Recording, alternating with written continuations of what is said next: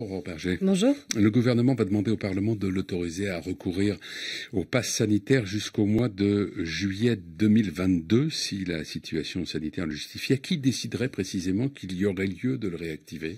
Alors, pour que les choses soient claires, l'idée, c'est pas qu'on ait indéfiniment un pass sanitaire à présenter. L'objectif, c'est uniquement de se dire que si la situation l'exige, parce que vous avez un taux d'incidence qui devient plus important dans un département, par exemple, alors le pass peut être réactivé. L'idée, c'est probablement que ce soit les préfets qui puissent avoir autorité. Et après, évidemment, en lien avec les agences régionales de santé, c'est-à-dire concrètement, quelles sont les données médicales, scientifiques, quel est le taux d'incidence département par département. De la même manière qu'on baisse les contraintes. Par exemple, aujourd'hui, vous avez encore 12 nouveaux départements dans lesquels les enfants n'ont plus besoin de porter le masque parce que le taux d'incidence a baissé, donc c'est retiré à l'école.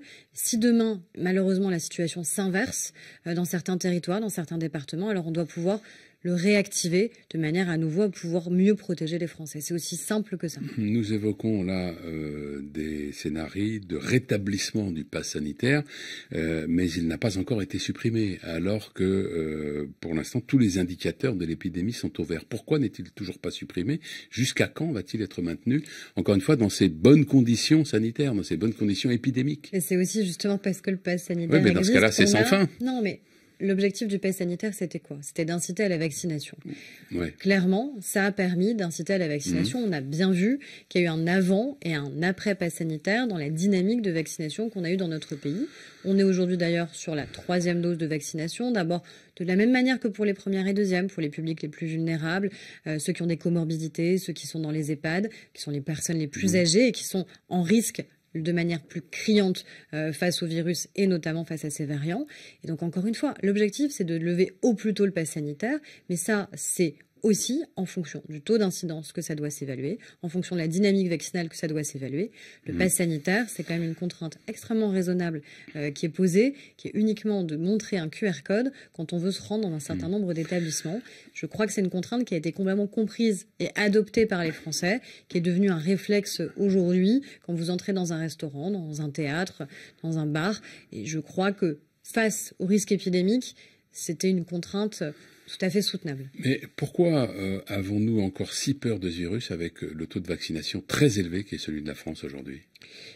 Parce que on a des variants qui peuvent continuer à se déployer, parce qu'on voit aussi que même si on a un taux de vaccination assez exceptionnel dans notre pays, qui était loin d'être acquis au début, souvenez-vous, au tout début de la campagne vaccinale, ce qu'on entendait sur le fait qu'on n'arriverait pas à faire vacciner les Français, 65% des Français en janvier étaient contre la vaccination. Donc la dynamique s'est complètement inversée. Sous l'effet du pass sanitaire, qui est tout de même une contrainte, faut le dire. Sous l'effet à la fois de la confiance que les Français ont eue dans la science, ont eu dans leurs médecins, dans toutes celles et ceux qui ont participé à la campagne vaccinale, parce qu'il y a eu un maillage sur l'ensemble du territoire, parce que vous avez des centres de vaccination, des médecins libéraux, des médecins du travail, des pharmaciens, enfin toutes celles et ceux qui ont pu vacciner ont vacciné, des infirmières qui l'ont fait à domicile, dans les EHPAD.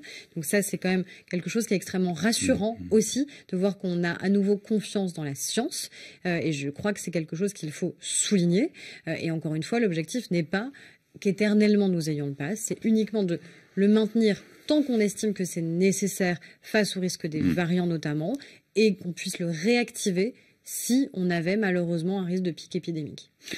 Le président du groupe La République En Marche à l'Assemblée nationale, Christophe Castaner, veut qu'une proposition de loi allongeant le délai d'interruption volontaire de grossesse de 12 à 14 semaines soit inscrite à l'ordre du jour de l'Assemblée d'ici à la fin novembre. Le président de la République a pourtant exprimé son opposition à cette idée. C'était l'été dernier, en estimant qu'au-delà de 12 semaines, je le cite, un avortement est plus traumatisant. Est-ce que vous êtes sur la ligne Castaner ou la ligne du président de la République ? Alors, déjà, c'est une proposition de loi qu'on a déjà adoptée, nous, à l'Assemblée nationale. Donc, c'est pas une proposition de loi nouvelle. Par contre, nous, on fait le choix en tant que groupe majoritaire. C'était une proposition de loi qui venait de l'opposition. Et on fait le choix de se dire, cette proposition de loi, elle doit aller au bout, déjà parce que les députés de la majorité, les députés de la majorité souhaitent pouvoir voter cette proposition de loi. Après, c'est une question éthique. Et sur les questions éthiques, on peut évidemment avoir des divergences de vues, et c'est pas grave, et c'est plutôt sain que ce débat existe. Mais ce qu'a fait le ministre de la Santé, qui est favorable, Olivier Véran l'a dit, à l'extension de ce délai de recours à l'IVG, c'est qu'il a saisi la plus haute autorité éthique de notre pays, qui est le Conseil national consultatif d'éthique. Et à l'unanimité, moins une abstention, ils se sont tous prononcés en faveur de l'extension du délai de recours à l'IVG. Pourquoi on fait cette proposition de loi? Pourquoi on la soutient et pourquoi on souhaite la voter? Tout simplement parce que dans notre pays, on a encore des milliers de femmes qui, chaque année, sont contraintes d'aller à l'étranger parce qu'elles se retrouvent à la limite des délais légaux. Et c'est pas parce que ces femmes sont des irresponsables, c'est parce que vous avez une multiplicité de situations qui peuvent vous y conduire. Vous pouvez être sous contraception et ne pas imaginer une seule seconde que vous puissiez être enceinte et le découvrir très tardivement. Vous pouvez avoir des phénomènes qui sont heureusement très minoritaires mais qui existent, de délit d'entrave, où un médecin va refuser par exemple de pratiquer un IVG. La loi normalement l'oblige à indiquer à la patiente quelqu'un qui lui accepte de pratiquer l'IVG. Certains ne le font pas, désorientent. On a des horreurs qui circulent aussi sur Internet, qui vont culpabiliser les femmes. Bref, pour plein de raisons différentes, une femme peut, quel que soit son âge, peut se retrouver dans la situation où elle est à 11-12 semaines et où elle n'a plus d'autre choix que d'aller à l'étranger. Est-ce que le président de la République se trompe quand il dit que c'est plus traumatisant, ou est-ce qu'il a raison mais qu'il faut outrepasser cette considération? Mais ce qui est certain, c'est que, et je reprends les mots de Simone Veil, aucune femme n'a recours de gaieté de cœur à l'avortement. Aucune femme. Ce qui veut dire qu'il faut évidemment être encore plus vigilant sur les enjeux d'éducation à la sexualité. Moi, ce que je constate, c'est que les mêmes qui sont en vérité contre l'IVG, pas contre juste l'extension des délais, contre l'IVG, sont les premiers à dire il ne faut pas d'éducation sexuelle au collège et au lycée. Les mêmes qui sont contre l'IVG refusent qu'on puisse, par exemple, comme on va le faire, permettre que la contraception elle soit gratuite pour tous les moins de 25 ans. Parce que si on veut qu'il y ait en effet moins de femmes qui aient besoin d'avoir recours à l'IVG, et personne ne peut se féliciter du fait qu'il y ait trop de femmes ou des femmes qui y recourent. Personne n'a envie qu'on ait besoin d'en arriver là. Personne ne le souhaite. Par contre, ça veut dire qu'il y a eu parfois des défauts avant sur des enjeux de prévention. Et que malgré tout, même quand vous êtes sous contraception, même quand vous êtes extraordinairement responsable, eh bien, il y a des cas qui arrivent. Et moi, je ne peux pas accepter que dans notre pays, on a encore des milliers de femmes qui soient obligées d'aller à l'étranger pour recourir à un droit qui, pour moi, est un droit fondamental et qui nous permettrait juste d'être dans la moyenne européenne.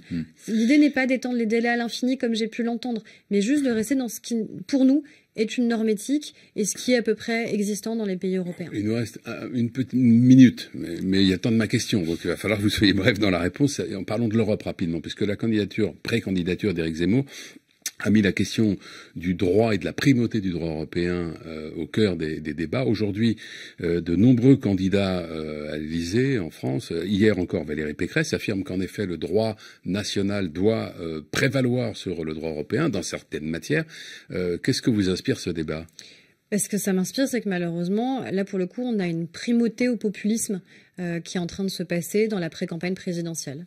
C'est-à-dire que les congrès, les primaires, peu importe leur nom, sont rarement une prime à la modération et qu'on a en permanence une montée du populisme dans notre pays. Et que ce populisme, il se fait aussi sur le dos de nos valeurs démocratiques et sur la question des valeurs européennes. Ce qui s'est passé, c'est la Pologne qui dit maintenant on fait fi du droit communautaire, du droit européen. Et nous, on considère en France qu'à la fois on peut être souverain sur ce qu'on fait dans notre pays, et c'est le cas, arrêtons de mentir aux Français, on est souverain en matière d'immigration par exemple, mais que oui, le droit européen et les valeurs qui sont les nôtres et que nous avons souhaité porter au niveau européen puissent prévaloir également. Merci Aurore Berger, bonne journée.